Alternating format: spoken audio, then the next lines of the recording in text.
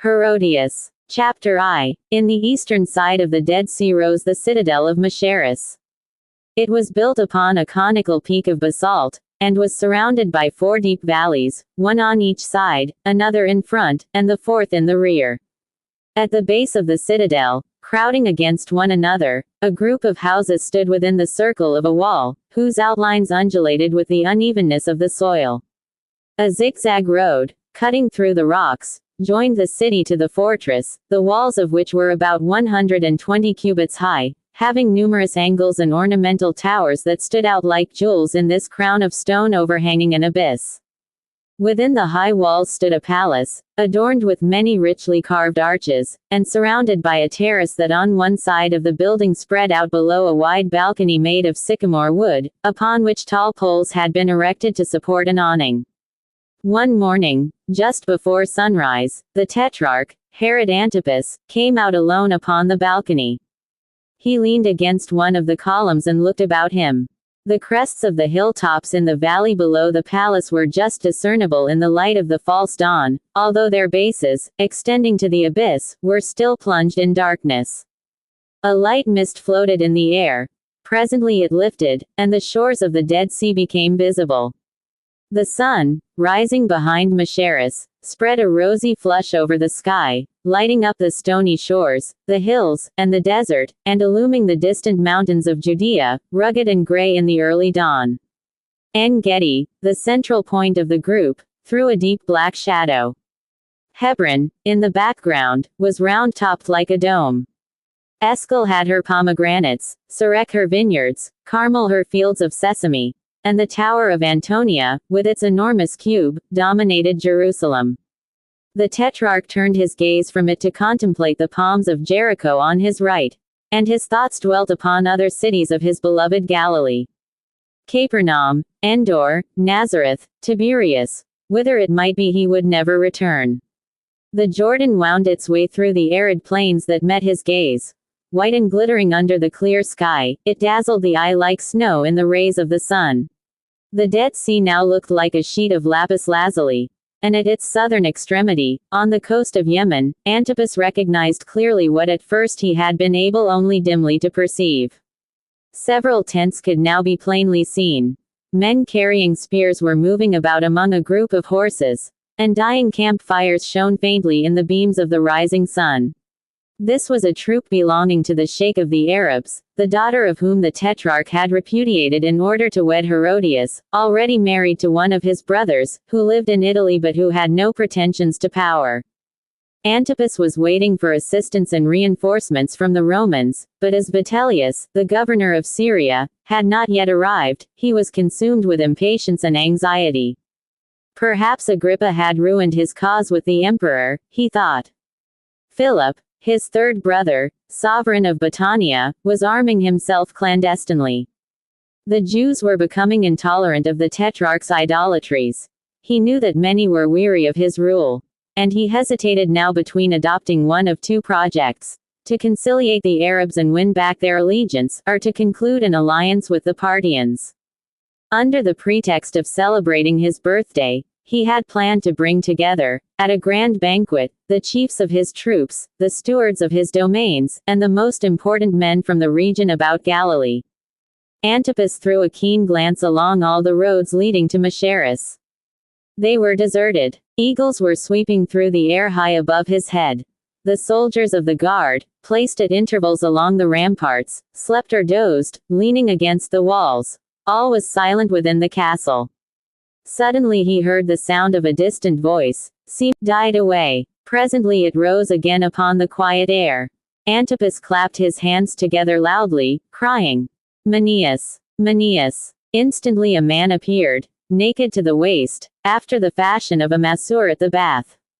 Although emaciated, and somewhat advanced in years, he was a giant in stature, and on his hip he wore a cutlass in a bronze scabbard.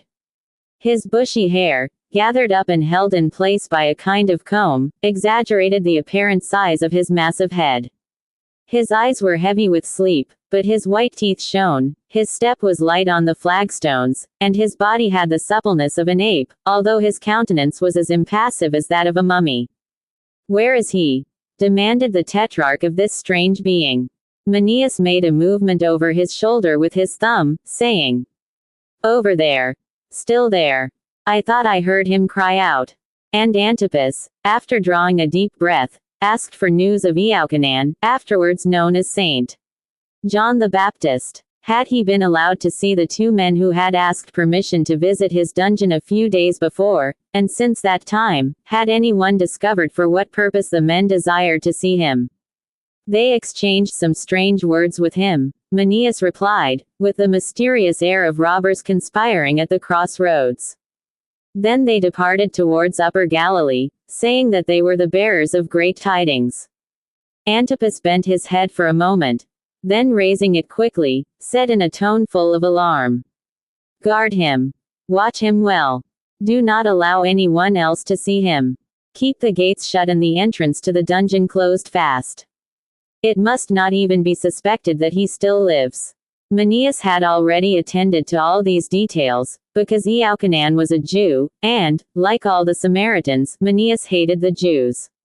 Their temple on the Mount of Gerizim, which Moses had designed to be the center of Israel, had been destroyed since the reign of King Hyrcanus, and the temple at Jerusalem made the Samaritans furious. They regarded its presence as an outrage against themselves, and a permanent injustice. Manius, indeed, had forcibly entered it, for the purpose of defiling its altar with the bones of corpses. Several of his companions, less agile than he, had been caught and beheaded. From the tetrarch's balcony, the temple was visible through an opening between two hills. The sun, now fully risen, shed a dazzling splendor on its walls of snowy marble and the plates of purest gold that formed its roof. The structure shone like a luminous mountain, and its radiant purity indicated something almost superhuman, eclipsing even its suggestion of opulence and pride. Manius stretched out his powerful arm towards Zion, and, with clenched fist and his great body drawn to its full height, he launched a bitter anathema at the city, with perfect faith that eventually his curse must be effective. Antipas listened, without appearing to be shocked at the strength of the invectives. When the Samaritan had become somewhat calmer, he returned to the subject of the prisoner. "Sometimes he grows excited," said he, "then he longs to escape or talks about a speedy deliverance. At other times he is as quiet as a sick animal, although I often find him pacing to and fro in his gloomy dungeon, murmuring, 'In order that his glory may increase, mine must diminish.'" Single quote. Antipas and Manius looked at each other a moment in silence. But the tetrarch was weary of pondering on this troublesome matter. The mountain peaks surrounding the palace, looking like great petrified waves, the black depths among the cliffs, the immensity of the blue sky, the rising sun, and the gloomy valley of the abyss, filled the soul of Antipas with a vague amphitheaters or ruined palaces. The hot wind brought an odor of sulfur, as if it had rolled up from cities accursed and buried deeper than the river bed of the slow-running Jordan.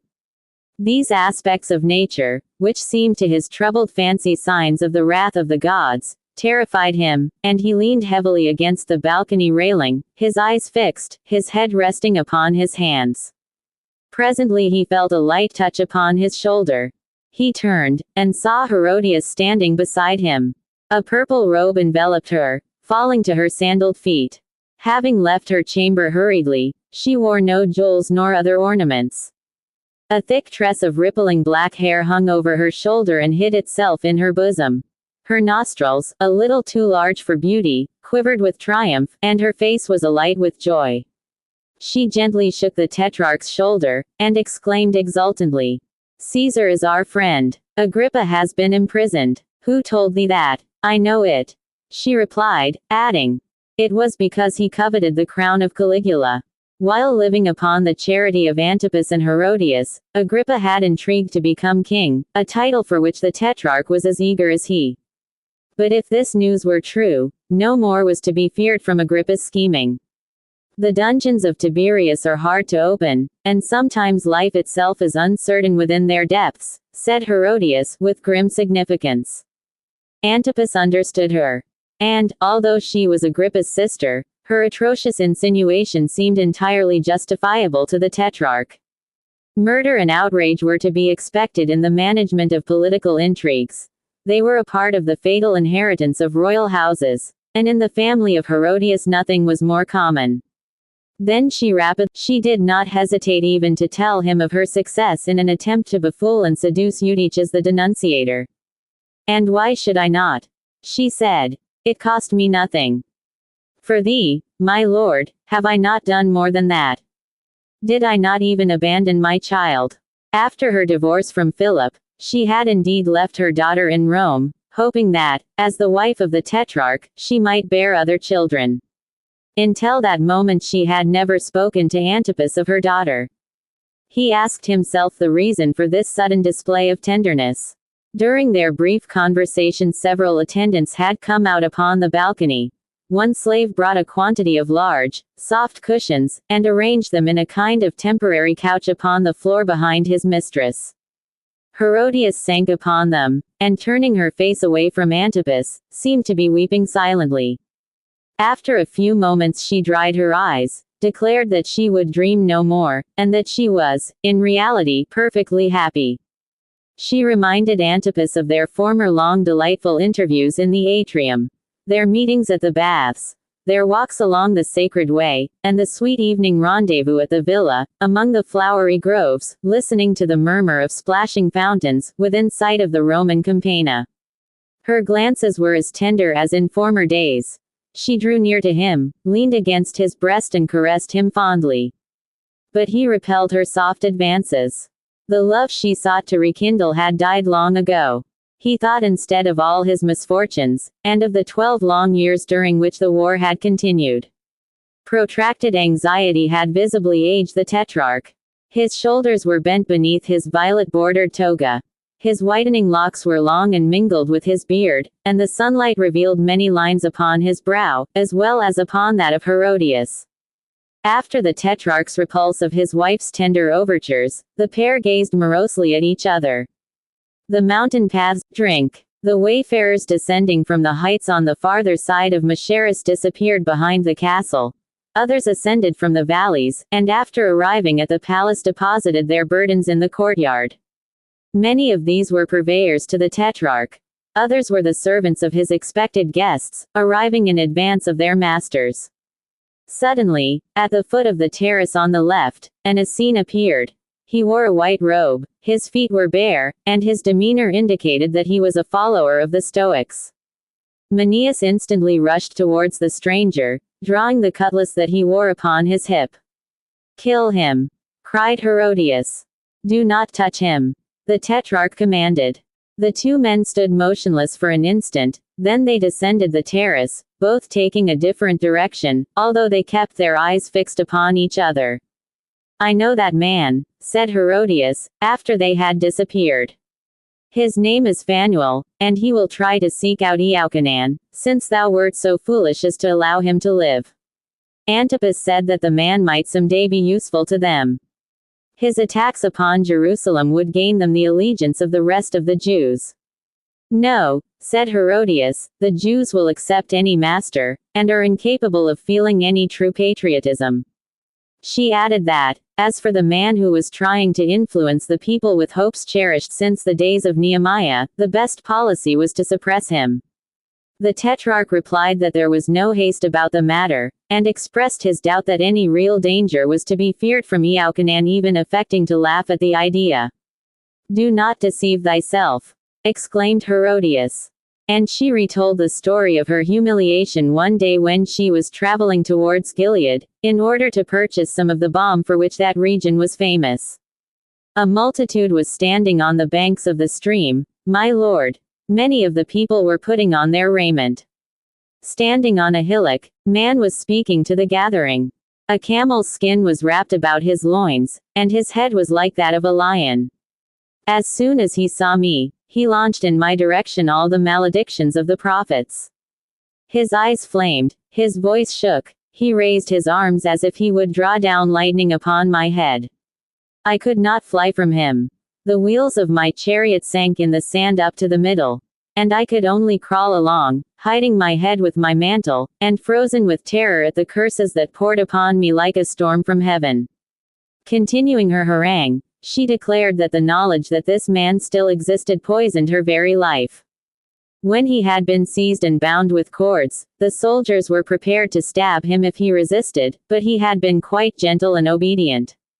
After he had been thrown into prison, someone had put venomous serpents into his dungeon, but strange to say, after a time they had died, leaving him uninjured. The inanity of such tricks exasperated Herodias. Besides, she inquired, why did this man make war upon her? What interest moved him to such actions? His injurious words to her, uttered before a throng of listeners, had been repeated and widely circulated. She heard them whispered everywhere. Against a legion of soldiers she would have been brave.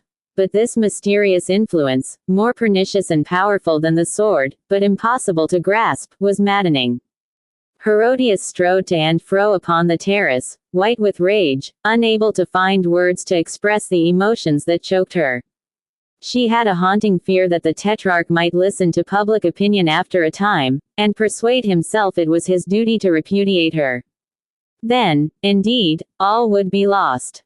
Since early youth she had cherished a dream that someday she would rule over a great empire.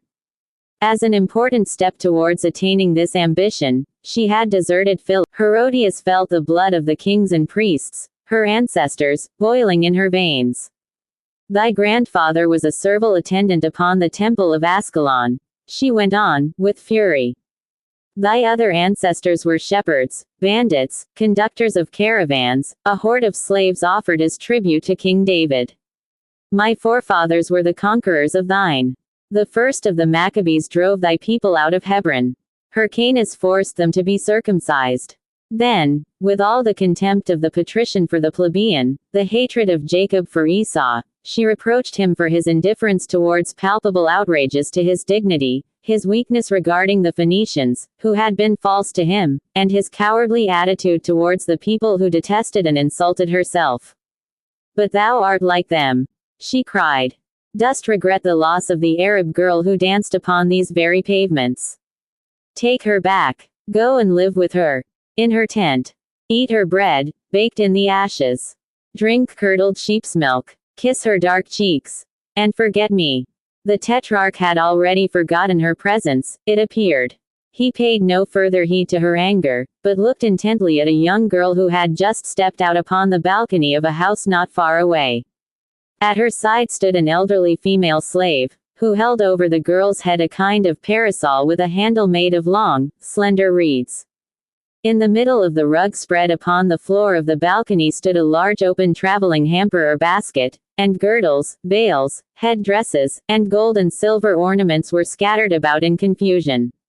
At intervals the young girl took one object or another in her hands, and held it up admiringly.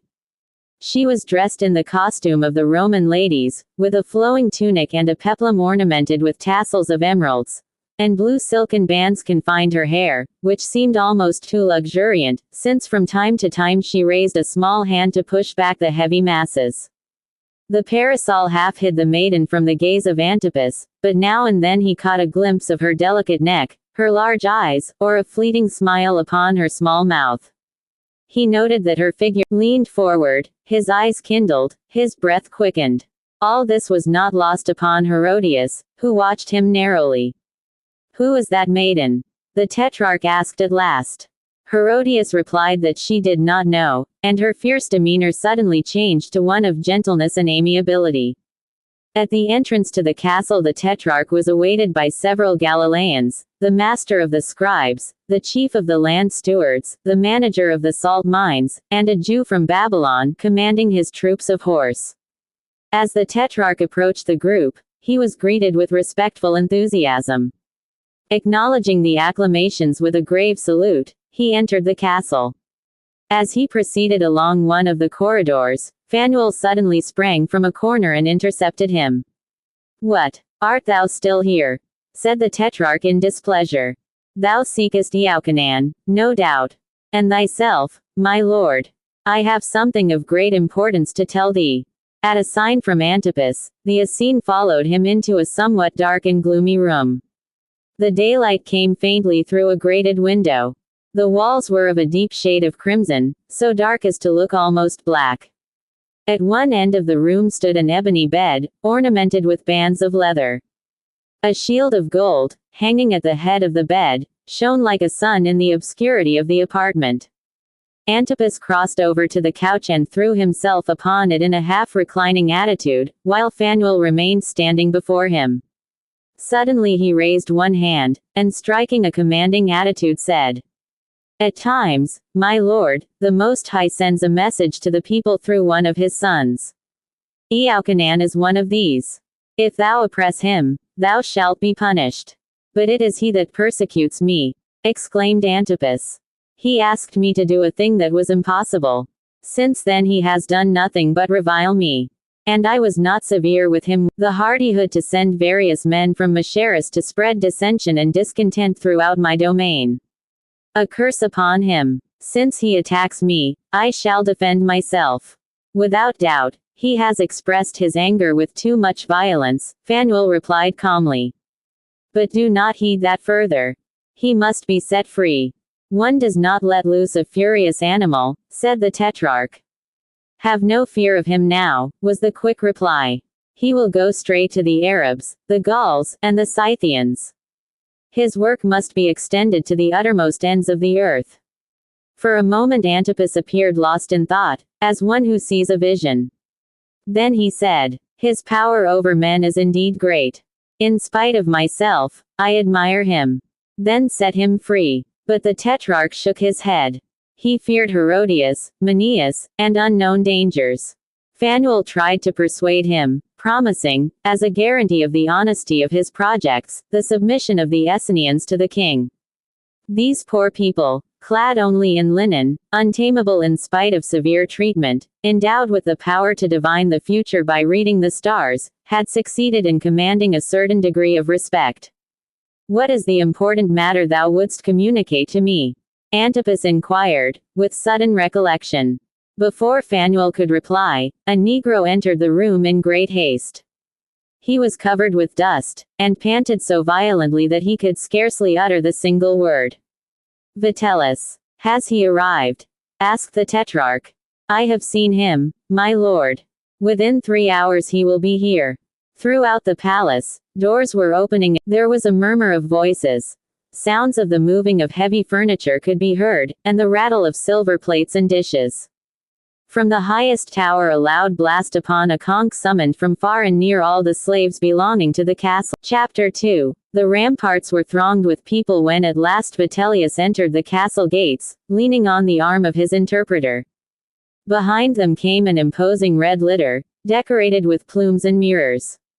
The proconsul wore a toga ornamented with the laticlave, a broad purple band extending down the front of the garment, indicating his rank, and his feet were encased in the kind of buskins worn by consuls.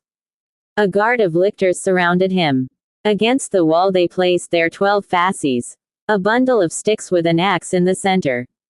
And the populace trembled before the insignia of Roman majesty. The gorgeous litter, borne by 8 men, came to a halt. From it descended a youth. He wore many pearls upon his fingers, but he had a protruding abdomen and his face was covered with pimples. A cup of aromatic wine was offered to him. He drank it, and asked for a second draught. The tetrarch had fallen upon his knees before the proconsul, saying that he was grieved beyond words not to have known sooner of the favor of his presence within those domains. Had he been aware of the approach of his distinguished guest, he would have issued a command that every person along the route should place himself at the proconsul's orders. Of a surety, the proconsul's family was descended direct from the goddess Vitellia.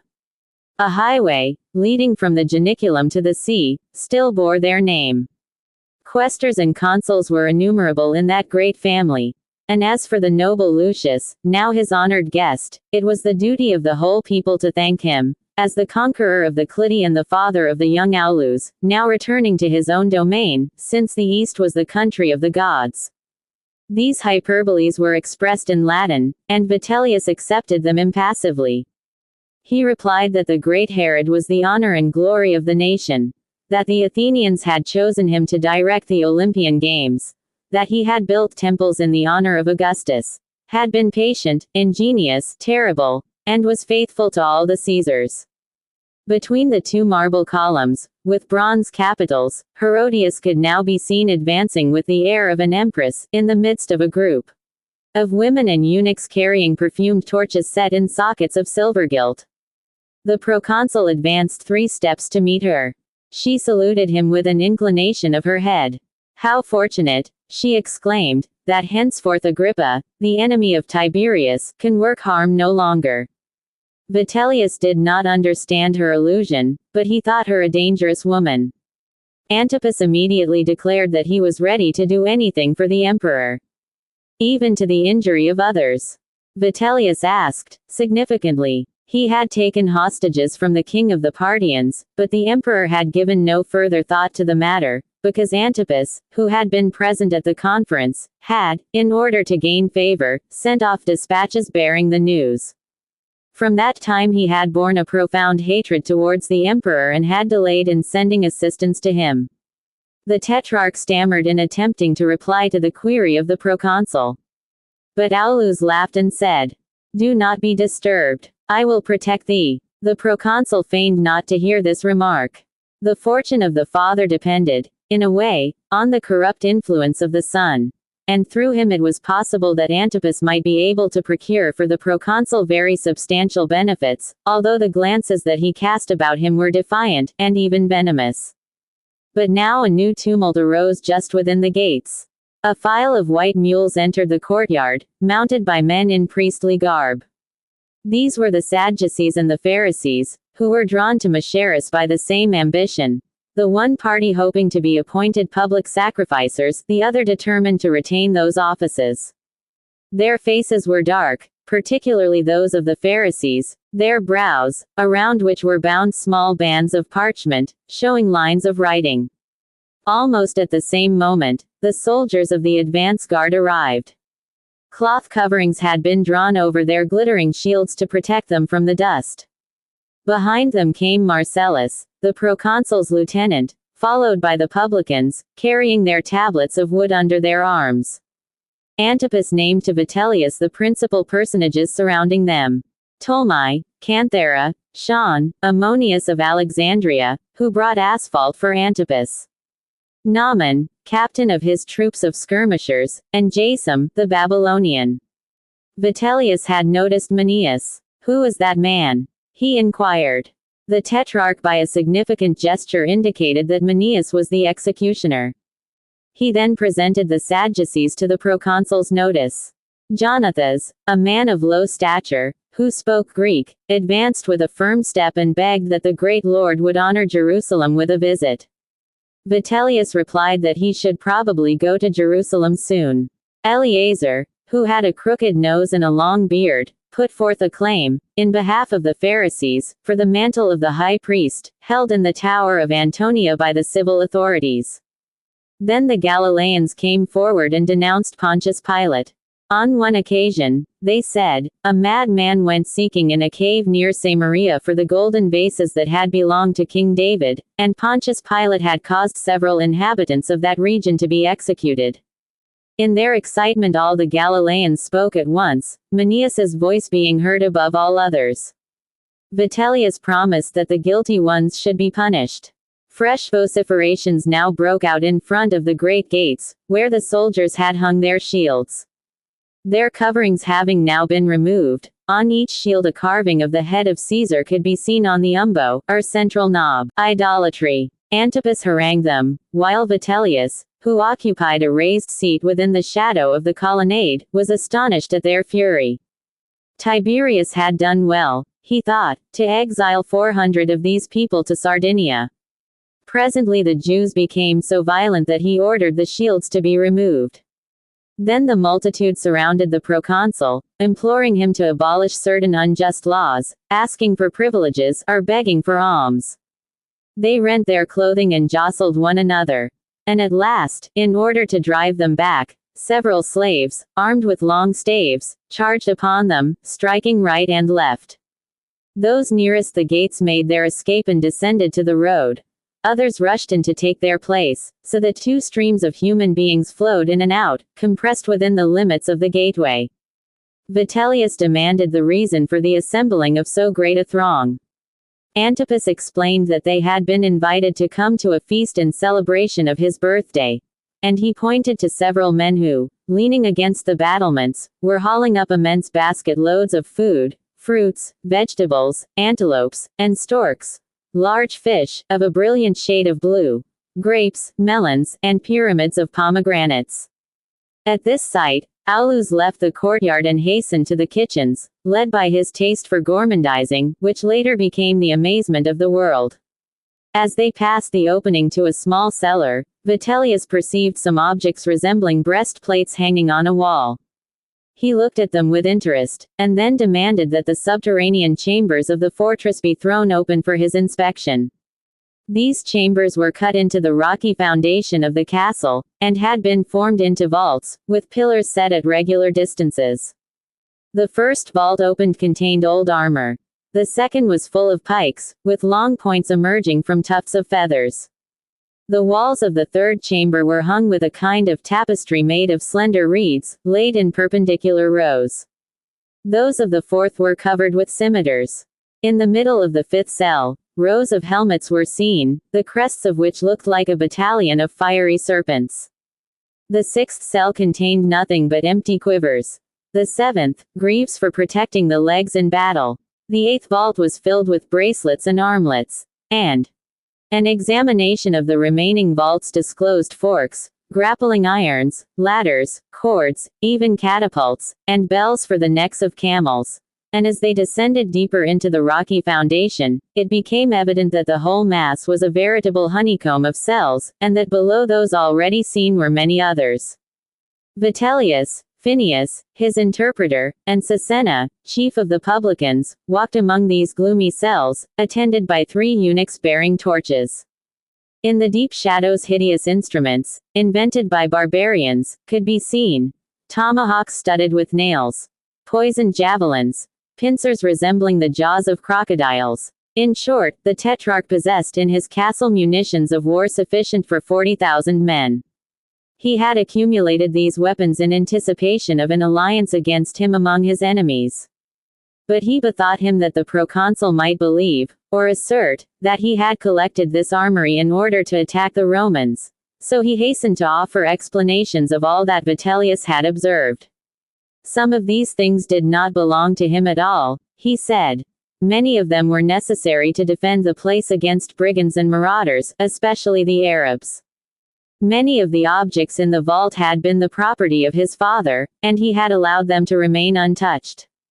As he spoke, he managed to get in advance of the proconsul and preceded him along the corridors with rapid steps. Presently he halted and stood close against the wall as the party came up. He spoke quickly, standing with his hands on his hips, so that his voluminous mantle covered a wide space of the wall behind him. But just above his head the top of a door was visible. Vitellius remarked it instantly, and demanded to know what it concealed.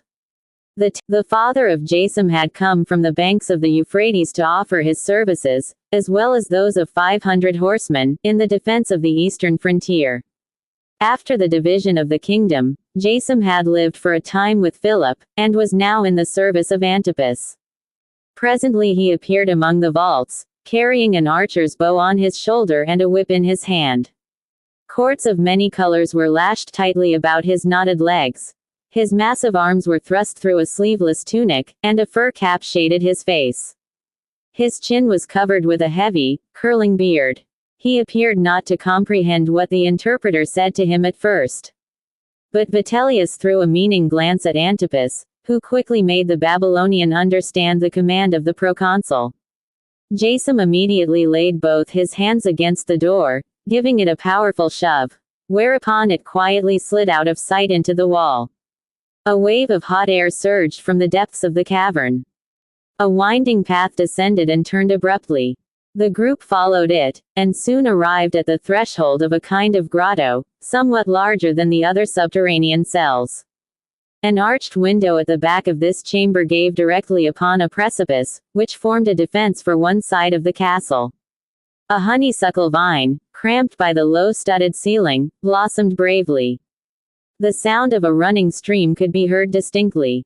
In this place was a great number of beautiful white horses, perhaps 100. They were eating barley from a plank placed on a level with their mouths. Their manes had been colored a deep blue. Their hoofs were wrapped in coverings of woven grass, and the hair between their ears was puffed out like a peruke. As they stood quietly eating, they switched their tails gently to and fro. The proconsul regarded them in silent admiration. They were indeed wonderful animals. Supple as serpents, light as birds. They were trained to gallop rapidly, following the would jump fearlessly over yawning chasms. And, while ready to gallop across the plains a whole day without tiring, they would stop instantly at the command of the rider. As soon as Jason entered their quarters, they trotted up to him, as sheep crowd around the shepherd. And, thrusting forward their sleek necks, they looked at him with a gaze like that of inquiring children. From force of habit, he emitted a raucous cry, which excited them. They pranced about, impatient at their confinement and longing to run. Antipas, fearing that if Vitellius knew of the existence of these creatures, he would take them away, had shut them up in this place, made especially to accommodate animals in case of siege. This close confinement cannot be good for them, said Vitellius, and there is a risk of losing them by keeping them here. Make an inventory of their number, Sisenna. The publican drew a writing tablet from the folds of his robe, counted the horses, and recorded the number carefully. It was the habit of the agents of the fiscal companies to corrupt the governors in order to pillage the provinces. Sisenna was among the most flourishing of these agents, and was seen everywhere with his claw-like fingers and his eyelids continually blinking. After a time the party returned to the court. Heavy, round bronze lids, sunk in the stones of the pavement, covered the cisterns of the palace. Vitellius noticed that one of these was larger than the others, and that when struck by his foot it had not their sonority. He struck them all, one after another, then stamped upon the ground and shouted, "I have found it! I have found the buried treasure of Herod!" Searching for buried treasure was a veritable mania among the Romans.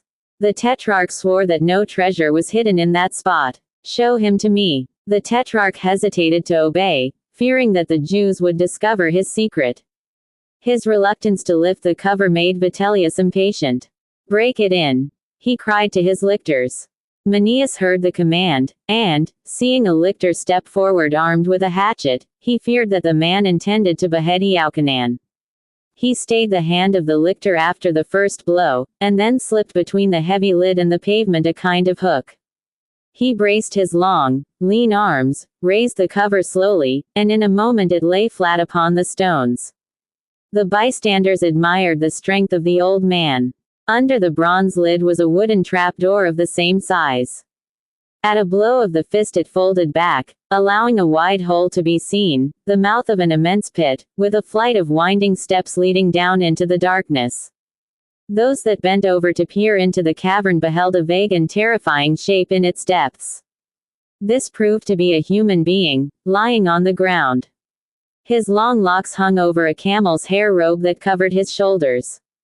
Slowly he rose to his feet. His head touched a grating embedded in the wall, and as he moved about he disappeared, from time to time, in the shadows of his dungeon.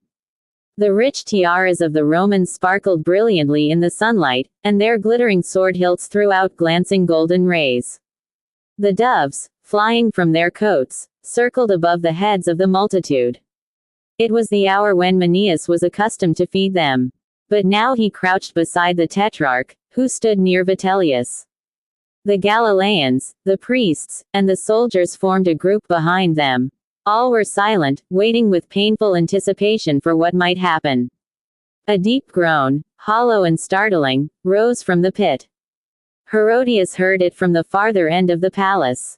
Drawn by an irresistible though terrible fascination, she made her way through the throng, and, reaching Manius, she leant one hand on his shoulder and bent over to listen. The hollow voice rose again from the depths of the earth. "Woe to thee, Sadducees and Pharisees! Thy voices are like the tinkling of cymbals. O race of vipers, bursting with pride!" The voice of Euchanan was recognized. His name was whispered about. Spectators from a distance pressed closer to the open pit. "Woe to thee, O people! Woe to the traitors of Judah, and to the drunkards of Ephraim, who dwelt in the fertile valleys and stagger with the fumes of wine. May they disappear like running water. Like the slug that sinks into the sand as it moves. Like an abortion that never sees the light. And thou too, Moab. Hide thyself in the midst of the cypress, like the sparrow. In caverns, like the wild hare.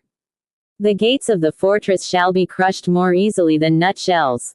The walls shall crumble. Cities shall burn. And the scourge of God shall not cease. He shall cause your bodies to be bathed in your own blood, like wool in the dyer's vat. He shall rend you, as with a harrow. He shall scatter the remains of your bodies from the tops of the mountains.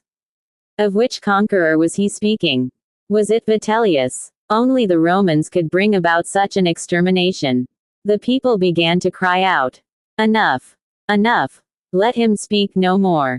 But the prisoner continued in louder tones.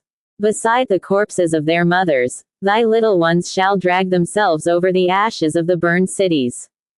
At night men will creep from their hiding places to seek a bit of food among the ruins, even at the risk of being cut down with the sword. Jackals shall pick thy bones in the public places, where at eventide the fathers were wont to gather. At the bidding of Gentiles, thy maidens shall be forced to cease their lamentations and to make music upon the zither, and the bravest of thy sons shall learn to bend their backs, chafed with heavy burdens." The listeners remembered the days of exile, and all the misfortunes and catastrophes of the past. These words were like the anathemas of the ancient prophets. The captive thundered them forth like bolts from heaven. Presently his voice became almost as sweet and harmonious as if he were uttering a chant. He spoke of the world's redemption from sin and sorrow, of the glories of heaven, of gold in place of clay, of the desert blossoming like the rose. That which is now worth 60 pieces of silver will not cost a single obol. Fountains of milk shall spring from the rocks. Men shall sleep, well satisfied, among the wine presses.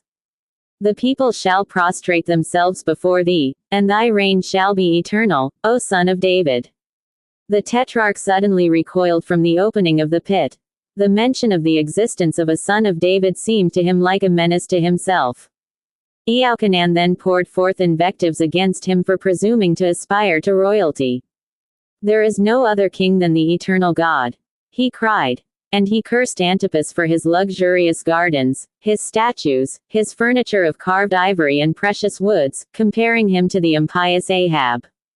Antipas broke the slender cord attached to the royal seal that he wore around his neck, and throwing the seal into the pit, he commanded his prisoner to be silent.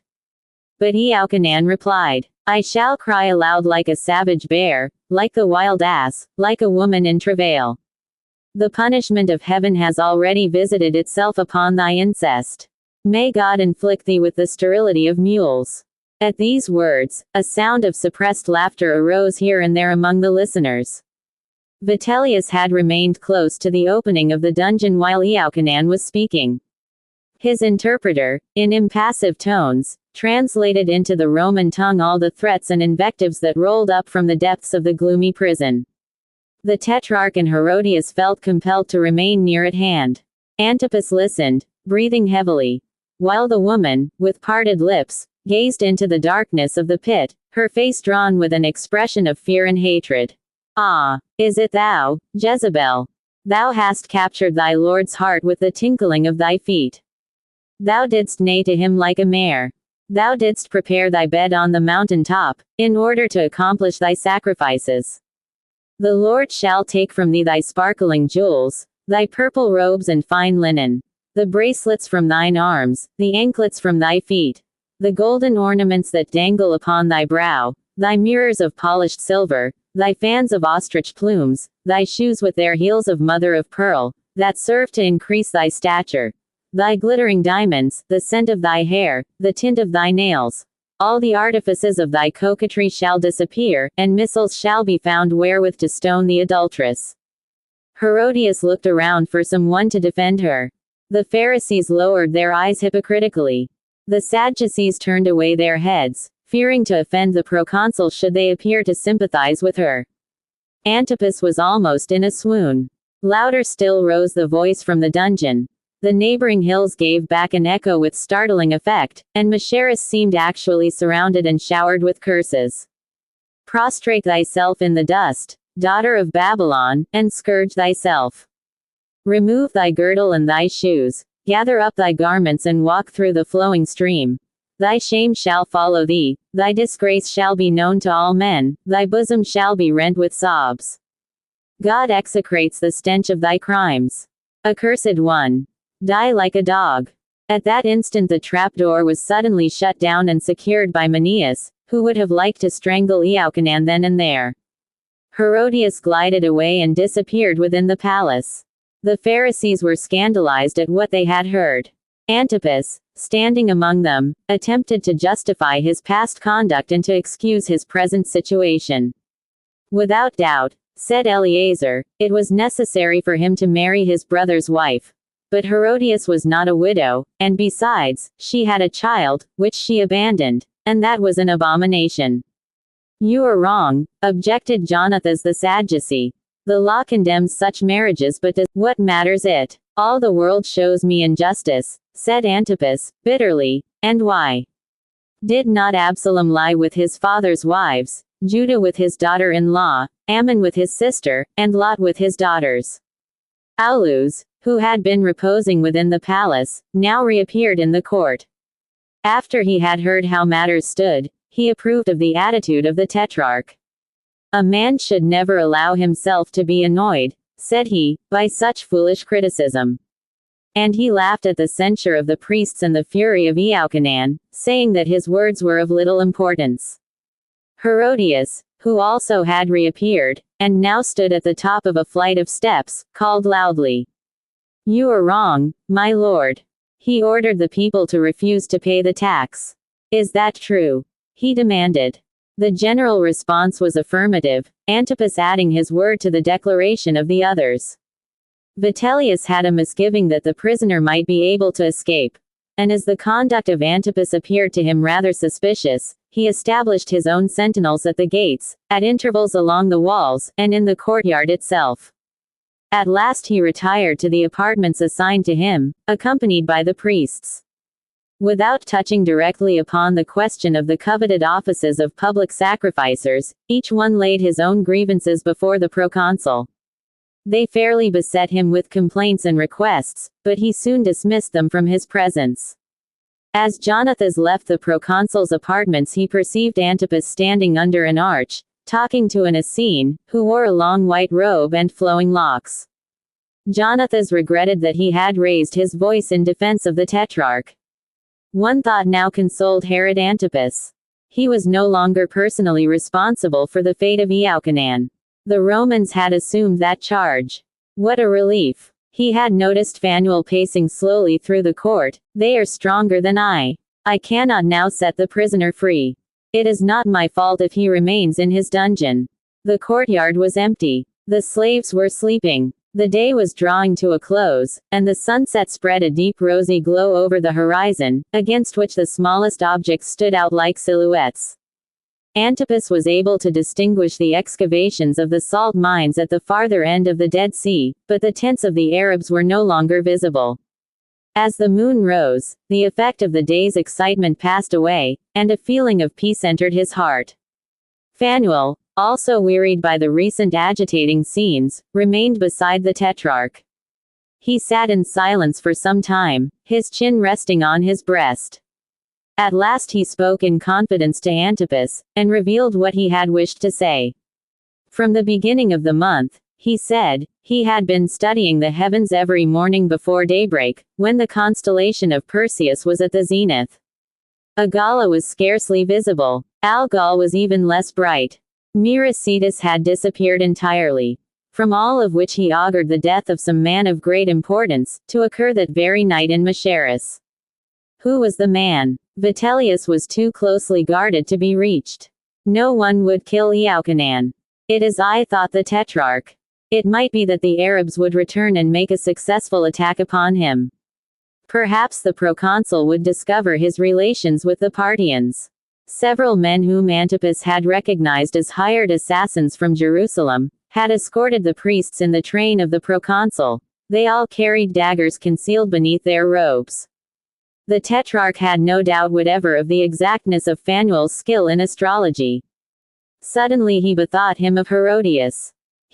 When he entered her chamber, he was met by the pungent odor of cinnamon burning in a porphyry vase, and the perfume of powders, unguents, cloud-like gauzes and embroideries light as feathers, filled the air with fragrance.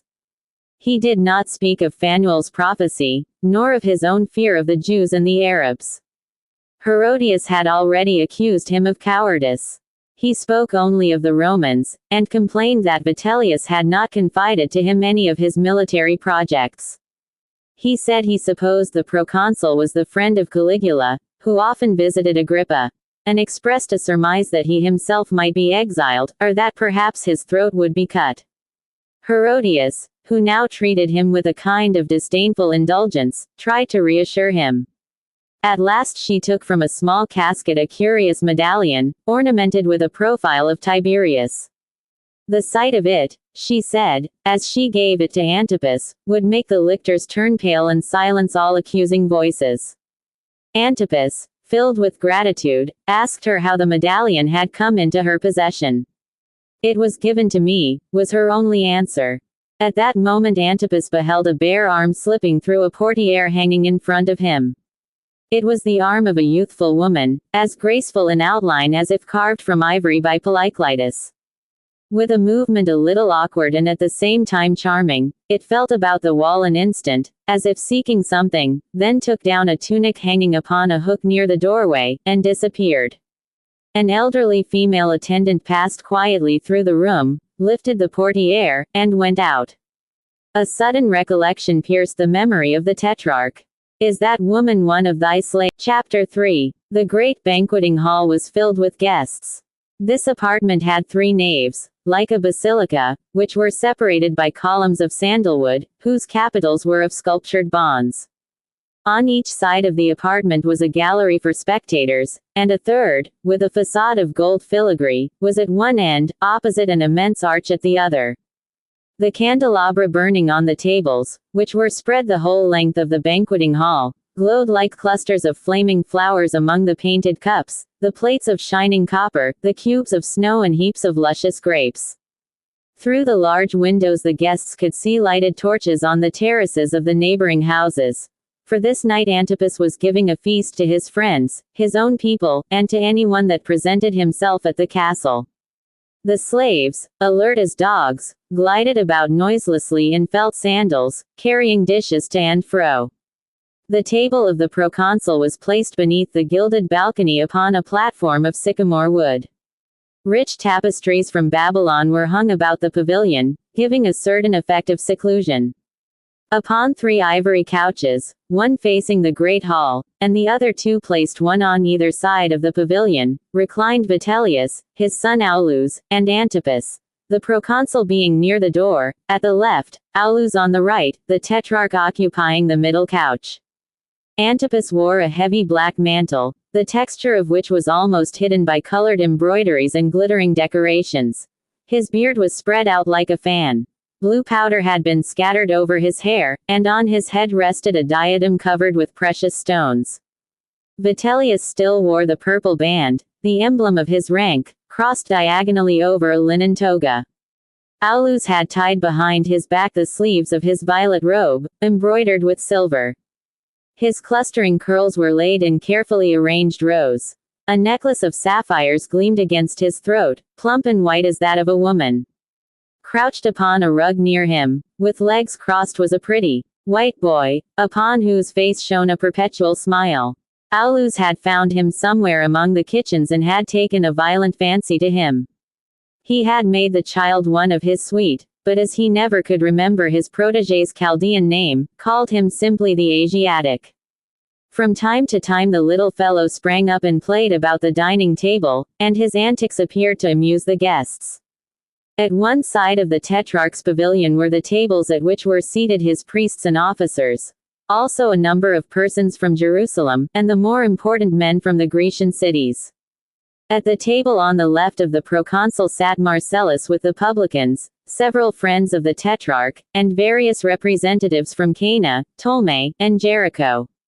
Seated at other tables were mountaineers from Libya and many of the old soldiers of Herod's army, a dozen Thracians, a Greek and 2 Germans, besides huntsmen and herdsmen, the Sultan of Palmyra, and sailors from Eziongaber. Before each guest was placed a roll of soft bread, upon which to wipe the fingers. As soon as they were seated, hands were stretched out with the eagerness of a vulture's claws, seizing upon olives, pistachios, and almonds. Every face was joyous, every head was crowned with flowers, except those of the Pharisees, who refused to wear the wreaths, regarding them as a symbol of Roman voluptuousness and vice. They shuddered when the attendants sprinkled them with galbanum and incense, the use of which the Pharisees reserved strictly for services in the temple. Antipas observed that Aulus rubbed himself under the arms, as if annoyed by heat or chafing, and promised to give him 3 flasks of the same kind of precious balm that had been used by Cleopatra. A captain from the garrison of Tiberias who had just arrived, placed himself behind the tetrarch as protection in case any unexpected trouble should arise. But his attention was divided between observing the movements of the proconsul and listening to the conversation of his neighbors. There was, naturally, much talk of Euchanan, and other men of his stamp. "It is said," remarked one of the guests, "that Simon of Gitta washed away his sins in fire. And a certain man called Jesus." "He is the worst of them all," interrupted Eleazar. "A miserable impostor." At this a man sprang up from a table near the tetrarch's pavilion, and made his way towards the place where Eleazar sat. His face was almost as pale as his linen robe, but he addressed the Pharisees boldly, saying, "That is a lie. Jesus has performed miracles." Antipas expressed a long-cherished desire to see the man Jesus perform some of his so-called miracles. "You should have brought him with you," he said to the last speaker, who was still standing. "Tell us what you know about him," he commanded.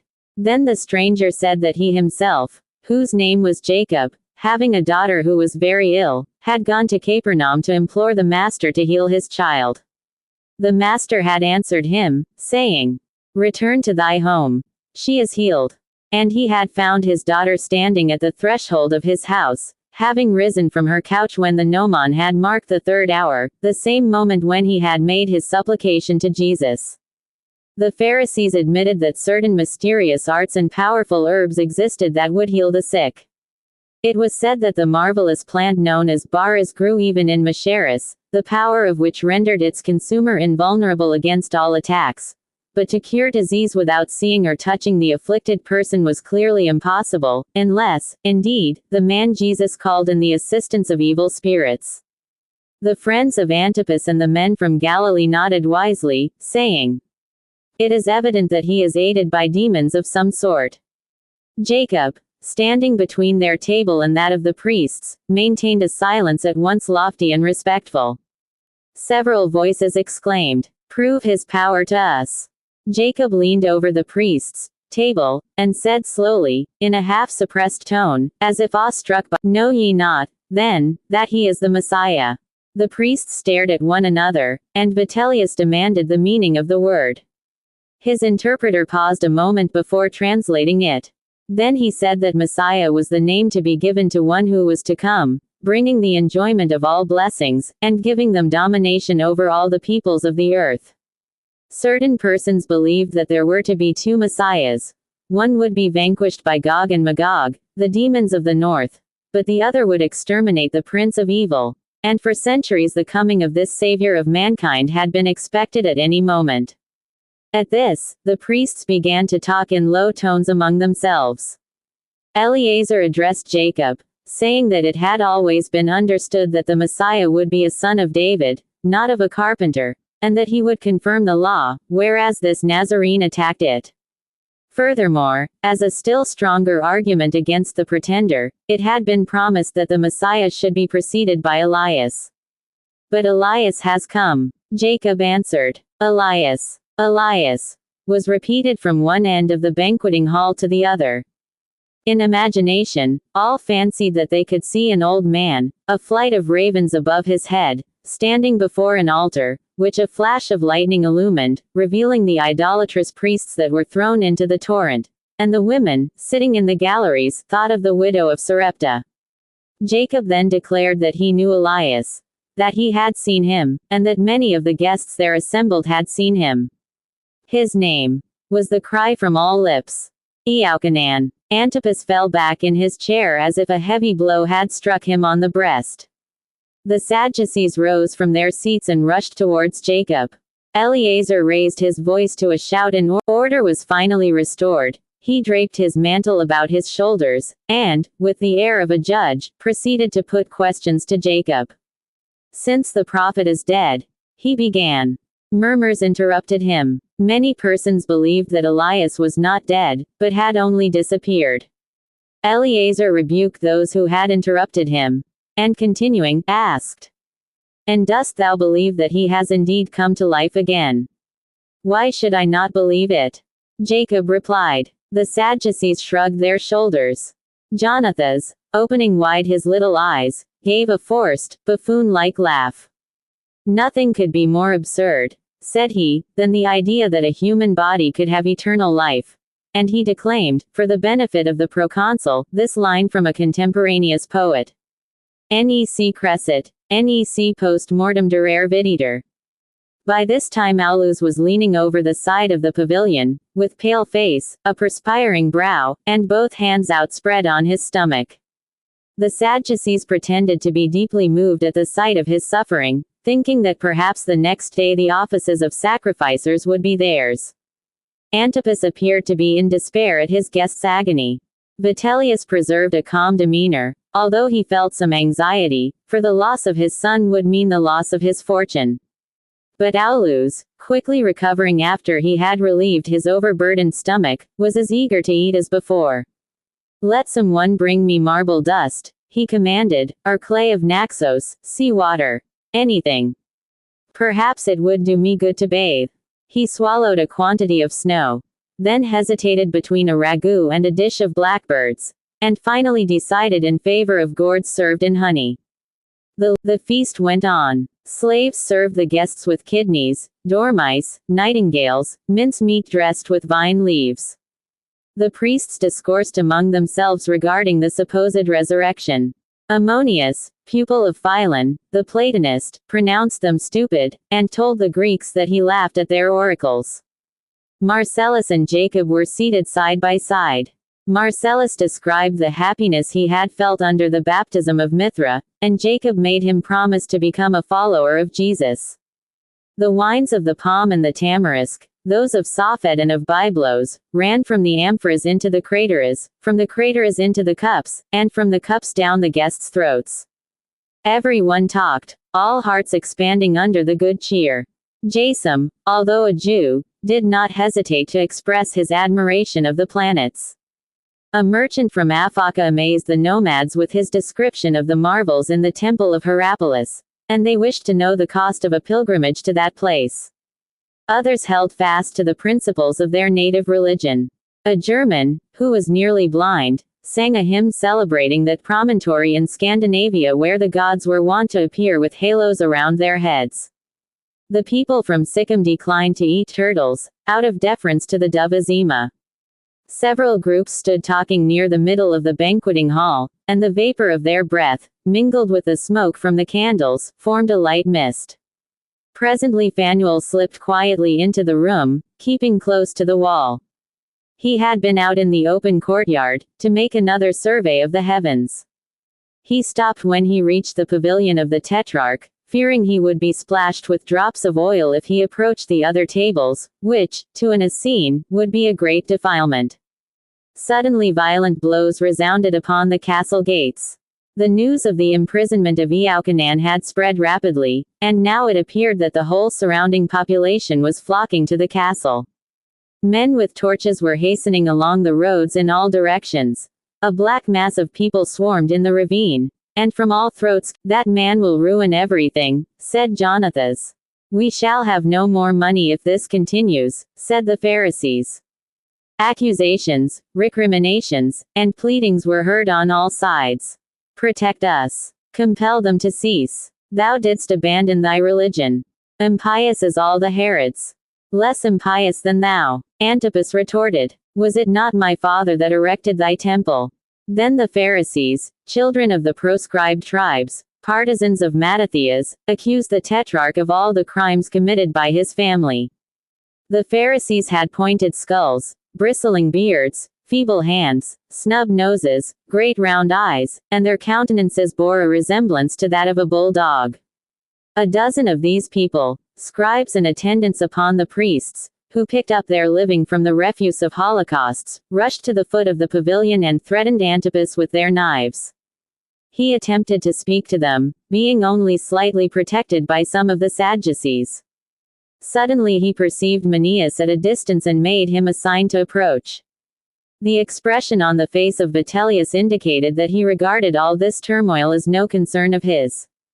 The Pharisees, leaning against the pavilion, were now beside themselves with demoniac fury.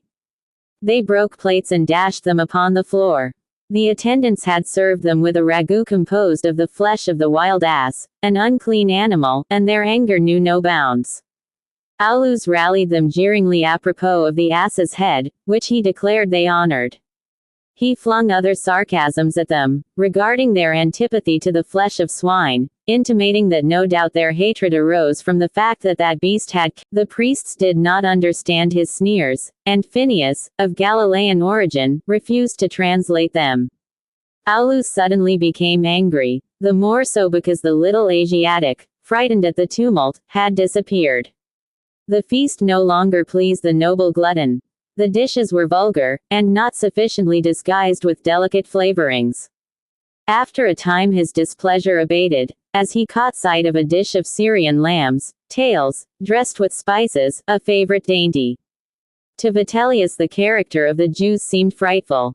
Their god was like Moloch, several altars to whom he had passed upon his route, and he recalled the stories he had heard of the mysterious Jew who fattened small children and offered them as a sacrifice. His Latin nature was filled with disgust at their intolerance, their iconoclastic rage, their brutal, stumbling bearing. The proconsul wished to depart, but Aulus refused to accompany him. The exaltation of the people increased. They abandoned themselves to dreams of independence. They recalled the glory of Israel, and Assyrian spoke of all the great conquerors they had vanquished. Antigone, Crassus, Varus. Miserable creatures! Cried the enraged proconsul, who had overheard the Syrians' words. In the midst of the uproar Antipas remembered the medallion of the emperor that Herodias had given to him. He drew it forth and looked at it a moment, trembling, then held it up with its face turned towards the throng. At the same moment, the panels of the gold-railed balcony were folded back, and, accompanied by slaves bearing wax tapers, Herodias appeared, her coiffure crowned with an Assyrian mitre, which was held in place by a band passing under the chin. Her dark hair fell in ringlets over a scarlet peplum with slashed sleeves. On either side of the door through which one stepped into the gallery, stood a huge stone monster, like those used by the Romans in pouring libations. And, advancing to the front of the balcony and pausing just above the tetrarch's chair, she cried, "Long live Caesar!" This homage was repeated by Vitellius, Antipas, and the priests. But now, beginning at the farthest end of the banqueting hall, a murmur of surprise and admiration swept through the multitude. A beautiful young girl had just entered the apartment, and stood motionless for an instant, while all eyes were turned upon her.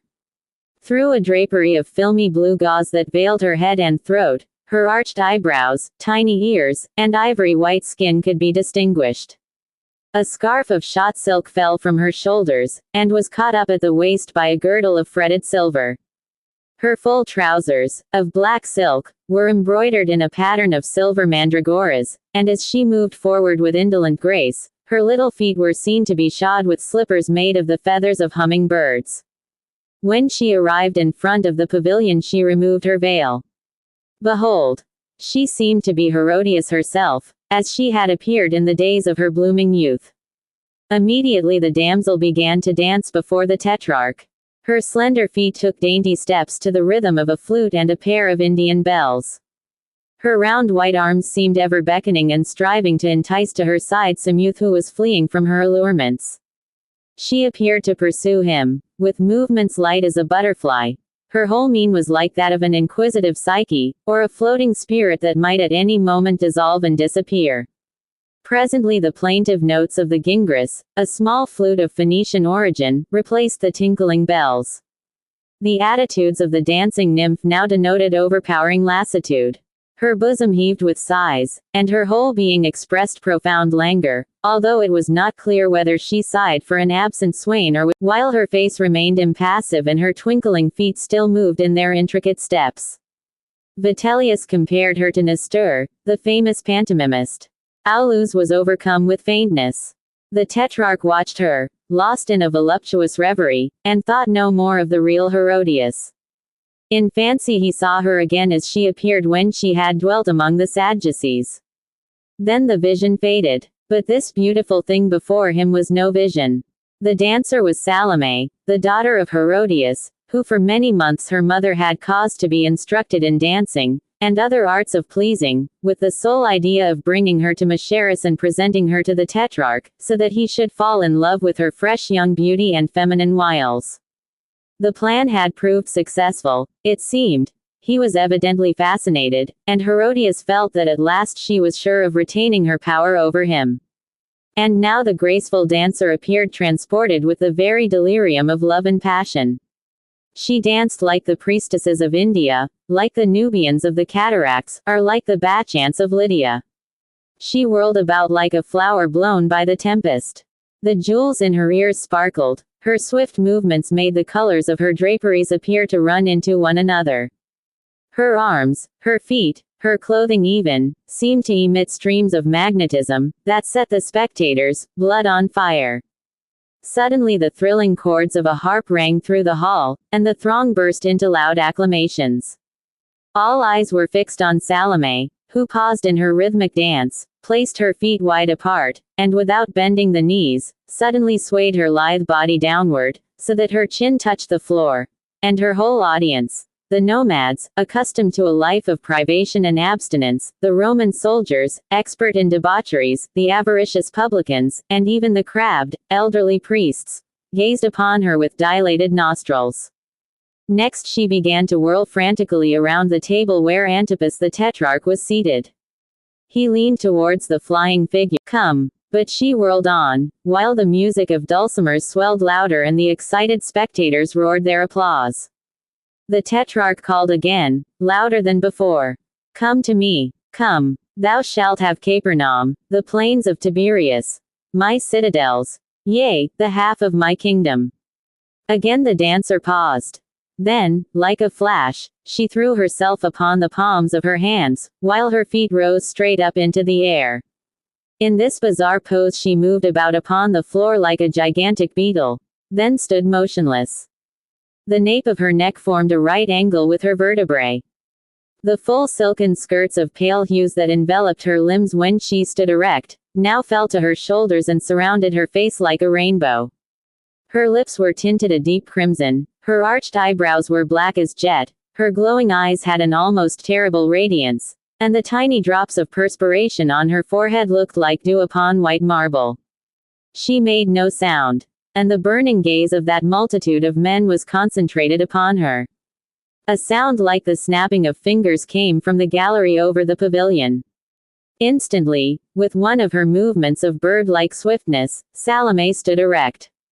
The next moment she rapidly passed up a flight of steps leading to the gallery, and coming to the front of it she leaned over, smiled upon the Tetrarch, and, with an air of almost childlike naivete, pronounced these words. I ask my lord to give me, placed upon a charger, the head of. She hesitated, as if not certain of the name, then said. The head of Eaucanan. The Tetrarch sank back in his chair as if stunned. He had bound himself by his promise to her, and the people awaited his next movement.